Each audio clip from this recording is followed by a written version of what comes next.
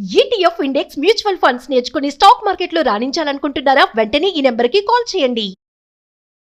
నమస్తే, welcome to Suman TV. ప్రస్తుతం మనతో పాటు ఉన్నారు former deputy director, ministry of defence, 20 years above experience ఉన్నటువంటి యూపీఎస్సీ టీచింగ్లో బాలలత మేడం ఉన్నారు. మేడంతో మాట్లాడదాం. నమస్తే మ్యామ్. నమస్తే అండి. మ్యామ్, గవర్నమెంట్ జాబ్స్ చాలామంది సంవత్సరాల నుంచి దానికోసం ప్రయాసపడుతూ ఉంటారు, ప్రిపేర్ అవుతూ ఉంటారు.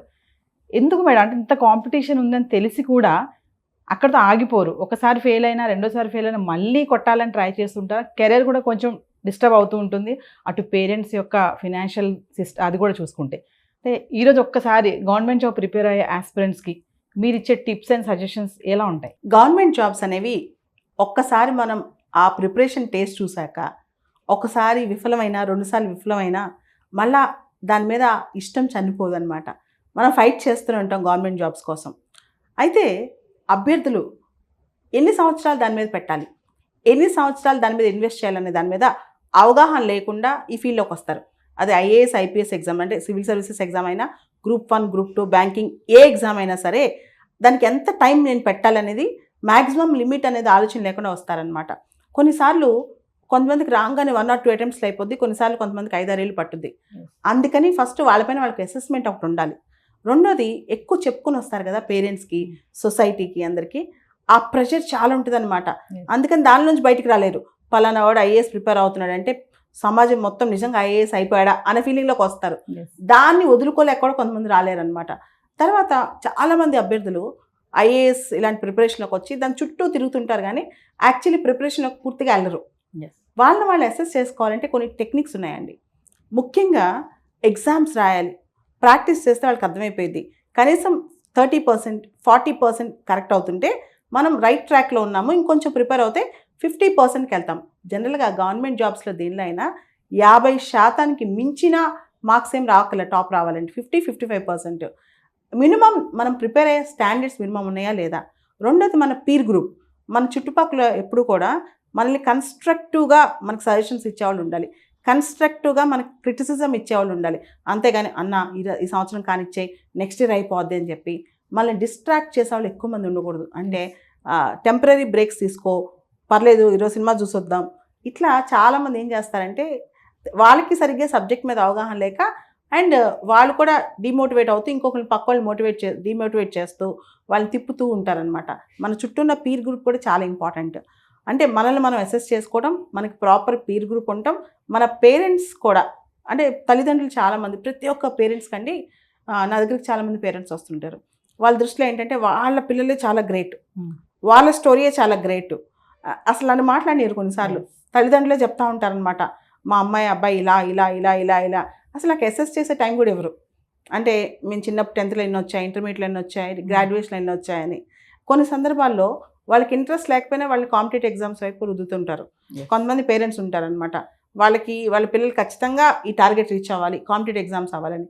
ఇన్ఫ్యాక్ట్ ఒక కాంపిటేటివ్ ఎగ్జామ్లో పాస్ అవ్వాలంటే టీచరు, పేరెంట్స్ అందరికంటే ఎక్కువ వాళ్ళకి ఒక ప్యాషన్ ఉండాలి, ఆ డ్రైవింగ్ ఫోర్స్ వాళ్ళ నుంచి రావాలన్నమాట.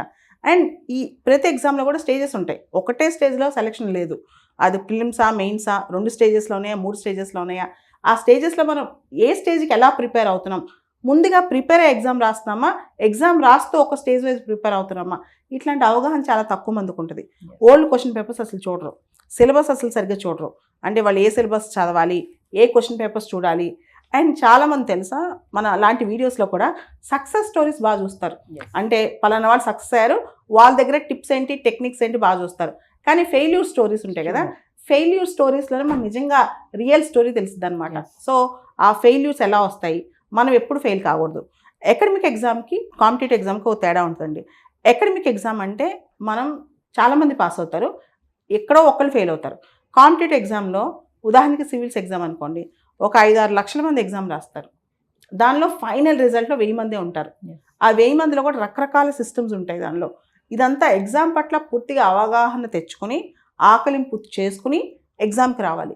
రెండోది, వీళ్ళు ఎగ్జామ్ ఫస్ట్ టైం ఫెయిల్ అయినప్పుడు, సెకండ్ టైం ఫెయిల్ అయినప్పుడు వాళ్ళలో ఉన్న బాధ్యత అంటే నేను ఎక్కడ ఫెయిల్ అయ్యాను, ఎక్కడ తప్పు చేశాను అది ఎత్తుక్కోకుండా కారణాలు ఎత్తుక్కుంటారు. నాకు ఆ టైంలో ఇది బాగాలేదనో, ఆ సబ్జెక్ట్ సరిగా రాలేదనో, ఆ టీచర్ బాగా చెప్పలేదనో, లేదా మా పేరెంట్స్ సపోర్ట్ లేదు, ఇంట్లోంచి డిస్టర్బెన్స్ ఫోన్ కాల్స్ వచ్చాయనో, ఇట్లా బయట విషయాల మీద వాళ్ళు ఎక్కువ ఫోర్స్ పెడతారనమాట, వాటి మీద ఎక్కువ బాధ్యత, ఎస్కేపిజం చూపిస్తుంటారనమాట. అలా కాకుండా కాంపిటేటివ్ ఎగ్జామ్స్లో ఫైనల్గా అమ్మ నాన్న, కోచింగ్ సెంటర్లు, భూమి మీద ఎవడేం చేసినా 10 నుంచి 20%, 30%, మిగతాదంతా క్యాండిడేట్ మీదే ఉంటుంది అనమాట. సో తన సొంత రెస్పాన్సిబిలిటీ తను తీసుకోవాలి. బాగా అదే స్పిరిట్తో, టీమ్ స్పిరిట్తో ఉన్న టీం ఉండాలి. తర్వాత రెగ్యులర్గా అసెస్మెంట్ ఉండాలి. నేను ఈరోజు ఏం చేశాను, ఎంత కష్టపడ్డాను, అండ్ నిన్నే ఎందుకు సెలెక్ట్ చేయాలి, ఈ ఎగ్జామ్లో నువ్వే ఎందుకు సెలెక్ట్ అవ్వాలి, ఎందుకంటే ఇంత పెద్ద కాంపిటేటివ్ ఎగ్జామ్లో అసలు నేను ఎందుకు, ఏ పబ్లిక్ సర్వీస్ కమిషన్ నిన్నే ఎందుకు సెలెక్ట్ చేయాలి, నువ్వు అందరికన్నా అవుట్ స్మార్ట్ అవ్వాలి అనమాట.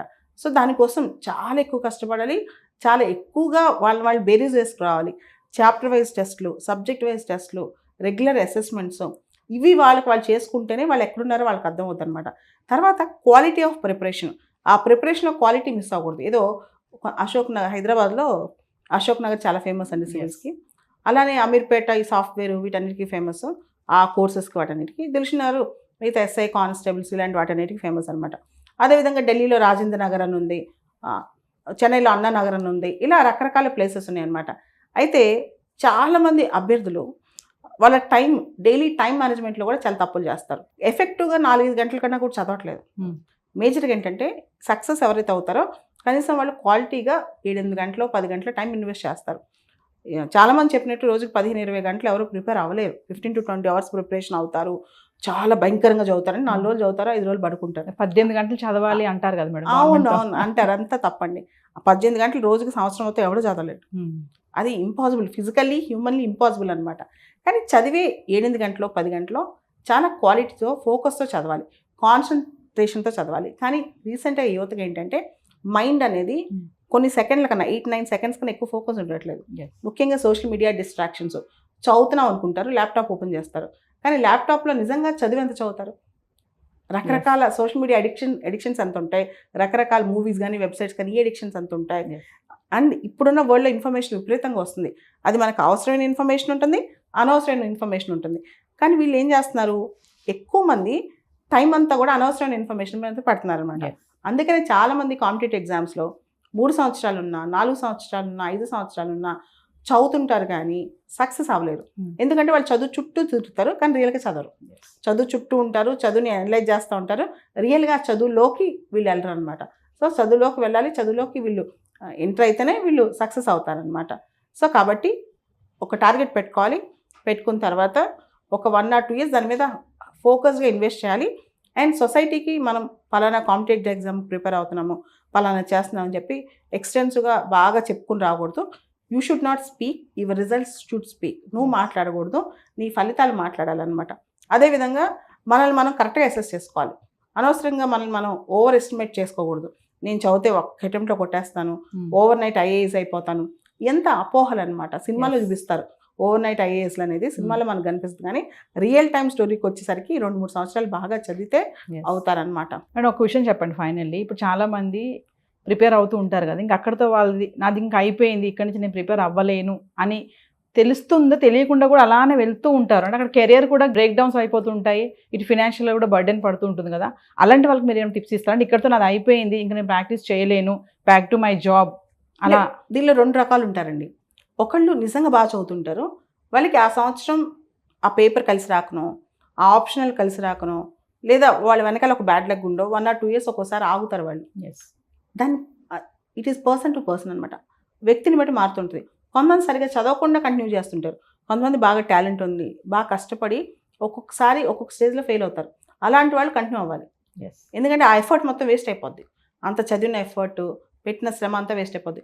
కొంతమంది ఉంటారు అసలు బేసిక్స్ ఉండవు, ఇంకా వీళ్ళకి 4 ఏళ్ళు కూర్చున్నా రాదని అర్థమవుతూ ఉంటుంది, కానీ వాళ్ళకి చెప్పినా కోపం వస్తుంది. మనం చెప్పినా నీకు కష్టం వద్ది అంటే కూడా మమ్మల్ని డిస్కరేజ్ చేశారు, నేను చాలా కష్టపడి ఐఏఎస్ కొట్టడానికి వస్తే మమ్మల్ని డిస్కరేజ్ చేశారంటారు. కొంతమంది అసలు టైం అనేది సరిగ్గా ఇన్వెస్ట్ చేయరు, ఫోకస్ పెట్టరు. అలాంటి వాళ్ళని ఖచ్చితంగా మనం డిస్కరేజ్ చేయాల్సిందే. కానీ చెప్తే అర్థం కాని పరిస్థితిలో కూడా ఉంటారనమాట. ఇంకోటి పేరెంట్స్ కూడా చెప్తుంటారు, ఇక్కడ చదవరు కానీ వాళ్ళ ఇంట్లో వాళ్ళకి సపోర్ట్ సిస్టమ్కి అందరికీ మేము బాగా కష్టపడుతున్నామని చెప్తూ ఉంటారనమాట. కానీ రియాలిటీలో అంతా చదవరు అనమాట. మేము ఫైనల్గా పేరెంట్స్కి ఒక టిప్ చెప్పండి మేడం. మీరు ఇందాక అన్నారు మధ్యలో చాలామంది పిల్లలకి అంత పొటెన్షియాలిటీ ఉండకపోయినా కూడా అరే నువ్వు సివిల్స్ ప్రిపేర్ అవ్వాలి, సివిల్స్ కొట్టాలరా అంటారు. వాడికి ఏమి ఇంట్రెస్ట్ ఉండదు, పాపే కానీ బాబాయ్ కానీ. అలా పేరెంట్స్ అలా వాళ్ళకి ఏమైనా టిప్స్ ఇస్తారు అలాంటి అంటే యాక్చువల్లీ మన పిల్లలకు ప్రతి ఒక్క ఆస్పిరెంట్లో ఏదో ఒక స్కిల్ ఉంటుంది. ఒకళ్ళు పెద్ద ఎంటర్ప్రీనర్ అవ్వచ్చు, ఇంకోళ్ళు ఇంకో పెద్ద స్పోర్ట్స్ పర్సన్ అవ్వచ్చు, ఇంకొకళ్ళు ఒక ఫిల్మ్ ఇండస్ట్రీలో గ్రేట్ అవ్వచ్చు, ఇంకొకళ్ళు ఒక సోషల్ యాక్టివిస్ట్ అవ్వచ్చు. అలా కాకుండా అందరినీ ఒకే ఘాటి మీద తీసుకొచ్చి అందరూ ఐఏఎస్ అవ్వాలంటే కుదరదు. అది వర్కౌట్ అవ్వదు. మన పిల్లల్లో ఉన్న టేస్ట్ ఏంటి, వాళ్ళు ఏ ఫీల్డ్లో ముందుకు వెళ్ళగలరు, ఏ ఫీల్డ్లో వాళ్ళు పుష్ చేస్తే వాళ్ళు బెటర్ సిటిజన్ అవ్వగలరు, బెటర్గా పర్ఫామ్ చేయగలరు, వాళ్ళ లైఫ్లో సెటిల్ అవ్వగలరు, అది ఆలోచించాలి. అంతేగాని వాళ్ళకి ఆ ఫీల్డ్లో యాప్టిట్యూడ్ లేదని తెలిసిన, ఆ ఓరియంటేషన్ లేదని తెలిసిన తొయ్యకూడదు అనమాట.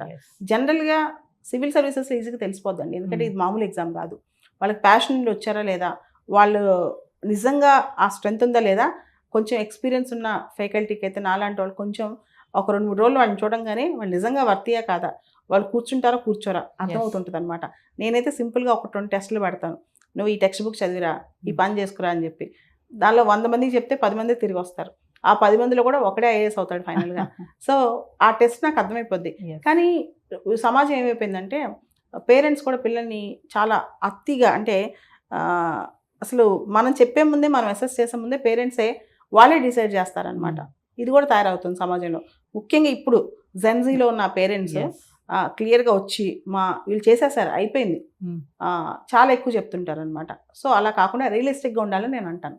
రియలిస్టిక్గా ఉండి వాళ్ళకి ఆస్పిరెంట్కి ఏం అర్థమవుతుంది, ఏ సబ్జెక్ట్ మీద ఇష్టం ఉంది, ఏ ఫీల్డ్లోకి తీసుకెళ్తే వాళ్ళు షైన్ అవుతారు, అది ఇంపార్టెంట్. అండ్ ఐఏఎస్లు, ఐపీఎస్లు, లేదా గ్రూప్ 1 ఆఫీసర్లు, లేదా బ్యాంకింగ్ ఆఫీసర్స్ అయితేనే గొప్ప కాదండి. ప్రపంచంలో ఇప్పుడు రకరకాల ఫీల్డ్స్ వస్తున్నాయి. ఏ ఫీల్డ్ అయినా వాళ్ళు రాణించవచ్చు అనమాట. కానీ చాలా మందికి అది అర్థం కాక ఇంకా ఆ క్రేజ్ నుంచి బయటకు రావట్లా, అదొక ఆ మైండ్ సెట్ నుంచి బయటకు రావట్లేదు. గవర్నమెంట్ జాబ్ అంటే సేఫ్ అండ్ సెక్యూర్ కదా, అది పాత రోజుల్లో concept. I train for civil services no doubt, కానీ గవర్నమెంట్ జాబే సేఫ్ అండ్ సెక్యూర్ అనేది ఇట్స్ అన్ అవుట్డేటెడ్ కాన్సెప్ట్. ఇప్పుడు చాలా పెద్ద వాళ్ళు, గొప్ప వాళ్ళు ఏ గవర్నమెంట్ జాబ్ చేశారని ఇంత గొప్ప అవుతున్నారు, ఇంత ఎంపైర్ స్థాపిస్తున్నారు. సో కాబట్టి government job is not the end of the day. పర్టికులర్గా ఈ మోడర్న్ ఏరాలో గవర్నమెంట్ జాబ్ అనేది అవసరమే, కానీ అది మాత్రమే ఉంటే గొప్పలని కాదు. థింగ్స్ మారిపోయాయి. Thank you. Thank you.